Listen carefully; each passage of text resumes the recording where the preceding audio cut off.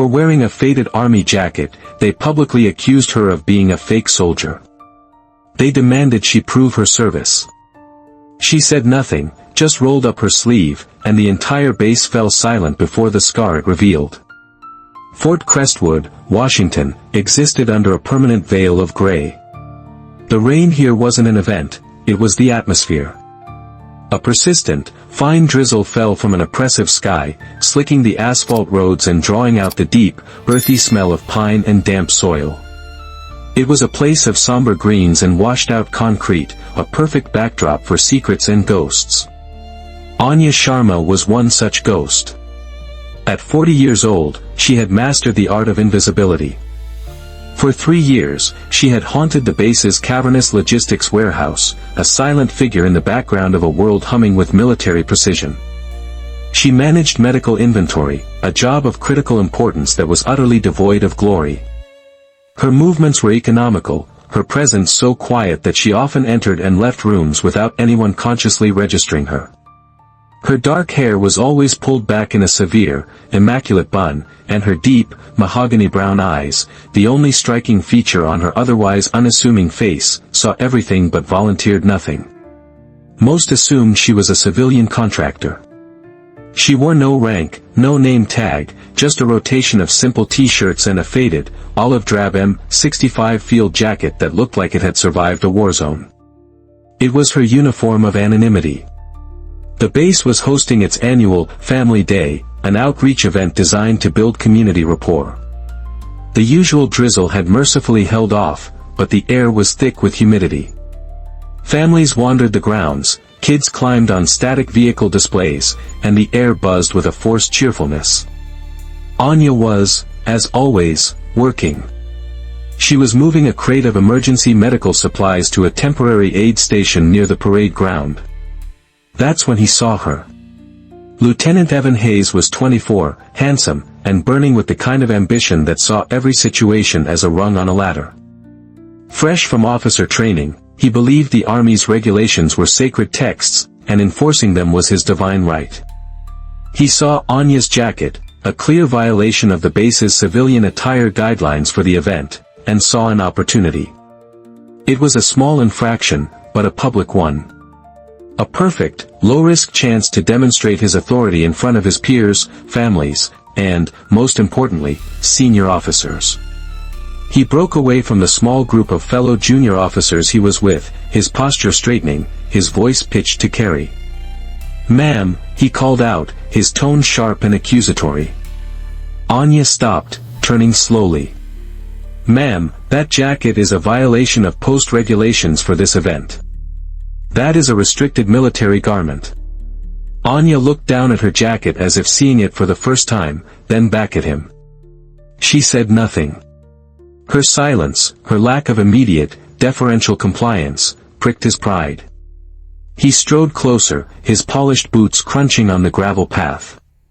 The festive chatter around them began to dip as heads turned, sensing the friction. "I am speaking to you," Hayes said, his voice louder now, attracting more attention. "That jacket is unauthorized. I need you to explain why you are wearing it." The ghost of Fort Crestwood had just been dragged into the spotlight. A circle of curious onlookers began to form. Soldiers, their spouses, even some wide-eyed teenagers, all drawn to the magnetic pull of a public confrontation. The soft glow of smartphone screens began to appear at the edges of the crowd as people started to record. For Lieutenant Hayes, the audience wasn't a deterrent, it was fuel. His reputation was now on the line. "Did you hear the lieutenant?" One of Hayes's friends, another young officer, chimed in, stepping forward to flank him. "Where'd you get the jacket?" "A surplus store." The question hung in the air, thick with insinuation. In a military community, the implication was ugly and immediate: stolen valor. The act of impersonating a soldier, of claiming sacrifices you never made. "We have a very strict policy about this," Hayes continued, his voice taking on the righteous tone of a prosecutor. "We honor our veterans, and we do not tolerate those who would fraudulently wear the uniform to gain respect they haven't earned. We're going to need to see some identification." The accusation was now clear. The crowd murmured, their expressions shifting from simple curiosity to suspicion.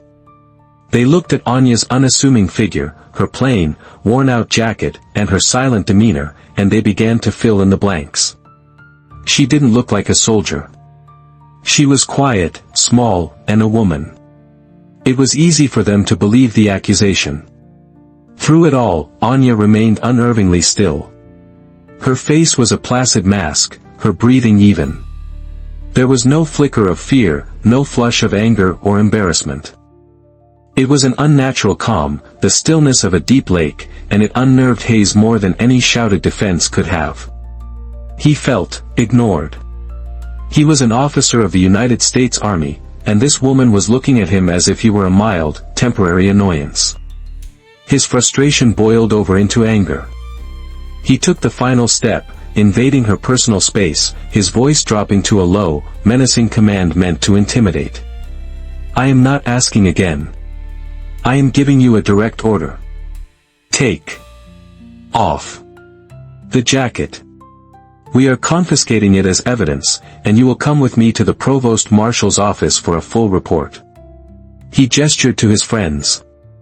"We're conducting an official investigation into a stolen Valor incident." The trap was sprung. The public accusation had been made, the order given. There was no way for her to retreat, no way to fade back into the background. The phones were all pointed at her, recording her humiliation. The crowd leaned in, hungry for the climax. Anya held his gaze for a long, silent moment. Her deep brown eyes weren't defiant, but analytical, as if she were measuring him, weighing his soul on a scale he didn't know existed. Then, she gave a single, almost imperceptible nod.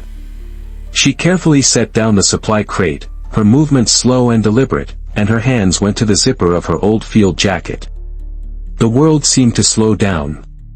The only sound was the collective, held breath of the crowd and the distant, tinny music from the event's PA system. Anya's fingers closed around the cold, metal tab of the zipper. With a slow, fluid motion, she drew it down. The rasp of the zipper was unnaturally loud in the sudden silence. She shrugged the faded jacket from her shoulders, letting it pool at her feet like a shed skin. Underneath, she wore a simple, charcoal gray t-shirt, tucked neatly into her jeans. Nothing.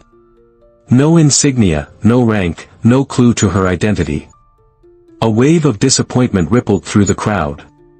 The show was over. She was, it seemed, just a civilian. Lieutenant Hayes's face hardened in triumph. "All right," he started, reaching for her arm. "Let's go." But Anya wasn't finished. She held up a hand, a gesture not of defiance, but of patience, asking for one more moment. Then, she did something no one expected. She turned to her left arm and, with the same deliberate slowness, began to roll up the sleeve of her t-shirt. One fold. Then another. She pushed the fabric up past her elbow, her movements methodical, almost ceremonial, like a priest unveiling a sacred relic. And then they saw it. It wasn't a tattoo. Not in the way they understood it. It was a ruin. A landscape of scarred flesh that covered her entire bicep and shoulder. The skin was a horrific mosaic of mottled pinks, waxy whites, and deep, purplish keloids. It was the unmistakable, brutal artwork of a severe burn, a story of fire and melted skin. And within that ruin, a symbol survived. Forged into the scar tissue itself, as if branded there by the fire that had tried to consume it, was the image of a phoenix. Its wings were spread wide, wrapping around the image of a shattered hourglass. The lines of the tattoo were not clean and sharp, but raised and distorted, a part of the scar itself. In the center of the hourglass was a stenciled designation, stark and clear, N7. The silence that followed was no longer curious. It was absolute. It was a heavy, suffocating silence filled with shock and a dawning, creeping horror. The smartphones lowered. The smirks vanished. A voice in the crowd, an old master sergeant, whispered the name like a curse. Nightfall.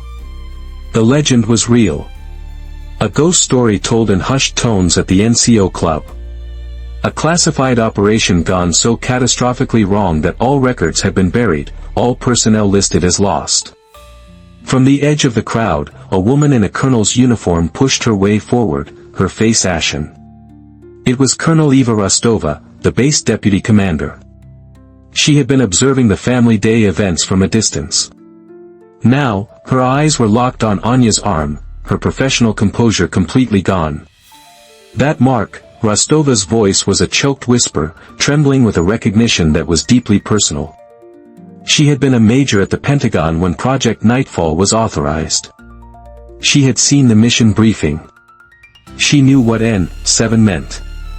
She looked from the scarred arm to Anya's calm, waiting face. "Staff Sergeant Anya Sharma," Rostova announced, her voice cracking but ringing with authority across the silent parade ground. "Lead Medic, Unit 7, Project Nightfall. Official status. Killed in action. Ashur Pass. 7 years ago." The name, Ashur Pass, transported Anya back across 7 years of chosen silence, back to a world of dust and fear. Ashur Pass, Afghanistan. A forgotten corner of a forgotten war. It wasn't a base, it was a scar on the landscape, a tiny, fortified supply depot designated Outpost Nightingale. It was the secret lifeline for shadow teams operating deep in enemy territory. 7 soldiers of Project Nightfall, Unit 7, were its custodians. They were ghosts, supplying other ghosts. The attack came at dawn, as it always does. Not with a warning, but with a deafening crump that ripped the sky open. The first mortar round landed directly on their communications tent. In an instant, they were blind, deaf, and alone.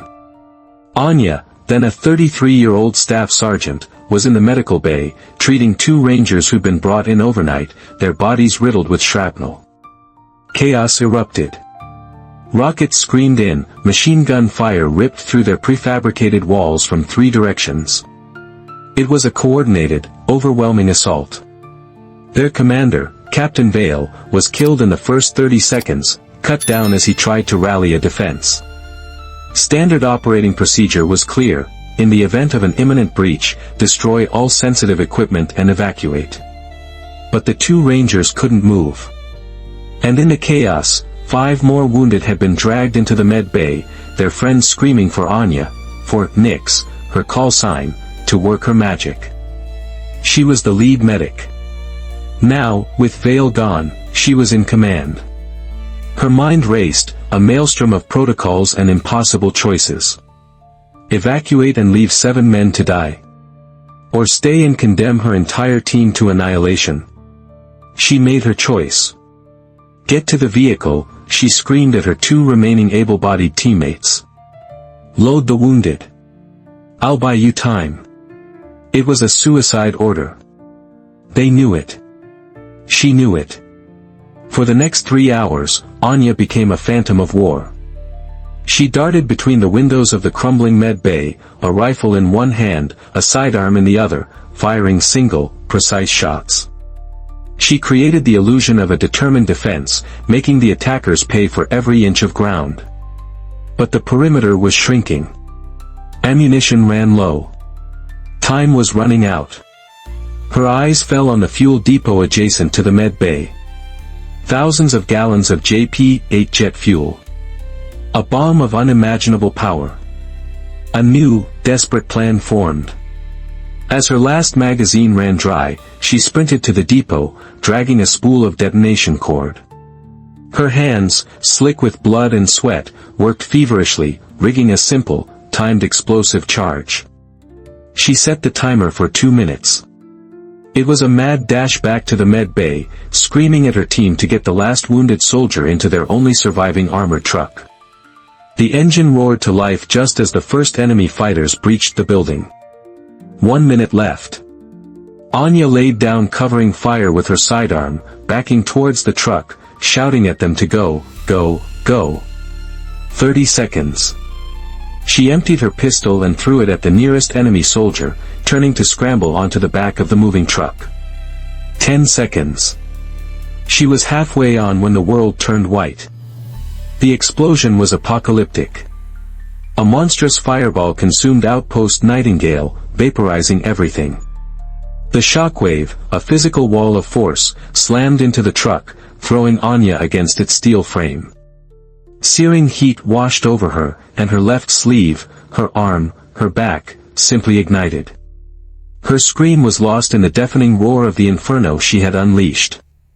Her last conscious thought was of the phoenix tattoo on her bicep, a symbol of rebirth she and her team had all gotten before deployment.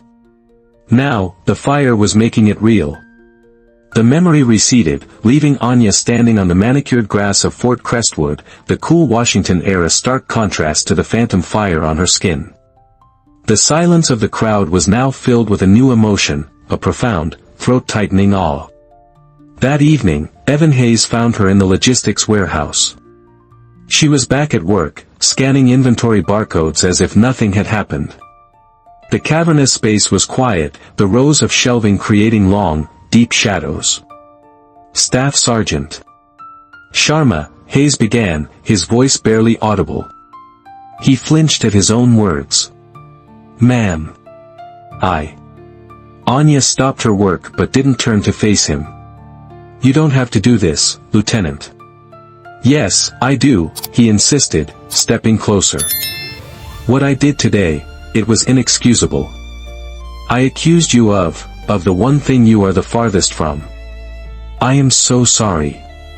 Anya finally turned, her dark eyes meeting his. "You were following regulations, Lieutenant. Questioning something that doesn't look right is the sign of a good soldier."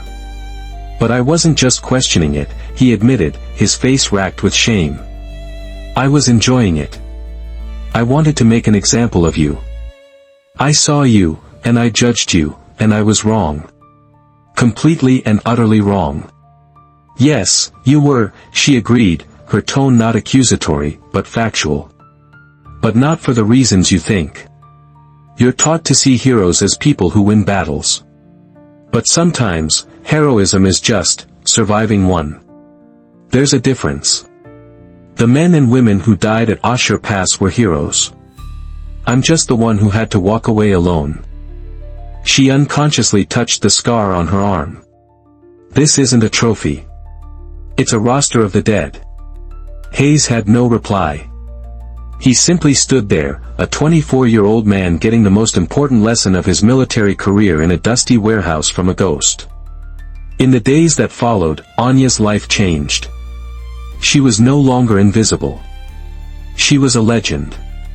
When she walked across the base, conversations would stop. Soldiers would straighten up, some even nodding respectfully. But the new attention was its own kind of prison. She was isolated by her fame, set apart by the story now attached to her. The easy anonymity she had cultivated for 7 years was gone forever. One afternoon, a young private, a girl barely 18 who had been in the crowd that day, came into the warehouse. She said nothing, but simply picked up a scanning tool and started working alongside Anya, silently helping her with the inventory. Anya watched her for a moment, then gave a small, almost imperceptible nod of thanks. A new kind of service had begun, not of combat, but of quiet inspiration. Colonel Rostova officially offered Anya a full reinstatement of her rank, back pay, and a new post as an instructor at the base's training academy. The offer was made in a formal meeting, a chance for the army to right a 7-year-old administrative wrong. Anya politely but firmly declined. "Ma'am, with all due respect, Staff Sergeant Sharma died in that fire," she explained, her voice soft but resolute. "Her war is over. My mission now is different." "What mission?" Rostova asked gently. "To remember," Anya said. "If I put a uniform back on, their story becomes about me, the survivor. But if I stay here, just doing my job, their memory stays pure. Someone has to be the keeper of the story. And someone has to make sure the next generation of soldiers gets the supplies they need. That's my service now." A month later, a small, black granite memorial was erected in a quiet grove of pine trees near the base chapel. It didn't mention Project Nightfall or the Osher Pass. It simply listed 7 names. At the bottom, an inscription read, "They served in silence. They are not forgotten." Anya attended the dedication ceremony, standing at the very back of the crowd, as always. She wore a simple black dress, her scarred arm bare. When the final name on the plaque was read aloud, the name of her captain, she brought her hand up in a slow, perfect salute. It was a gesture of immense respect, a final report to her commander, delivered 7 years late. Her story became a quiet legend at Fort Crestwood, a cautionary tale for arrogant young officers and an inspiration for thoughtful young soldiers. It was a reminder that the most profound acts of service are often performed far from the spotlight, that heroism isn't measured in medals, but in the weight of the burdens carried in silence. Anya Sharma never needed a parade or a plaque with her name on it. She just needed to keep her promise to the 7 ghosts she carried with her, a promise etched not just in stone, but in the scarred, resilient tissue of her own skin. Anya's story teaches us that we must never judge a person's worth by their appearance or their station. True strength and unimaginable sacrifice can hide in the quietest corners of our world. Have you ever encountered someone you initially underestimated, only to discover their hidden depth and incredible history?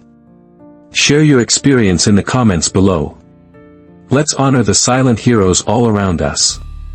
Please, comment with respect for every person and their unique story. If this story moved you, please like, share, and subscribe for more tales of the extraordinary people hidden within the ordinary. We'll see you in the next one.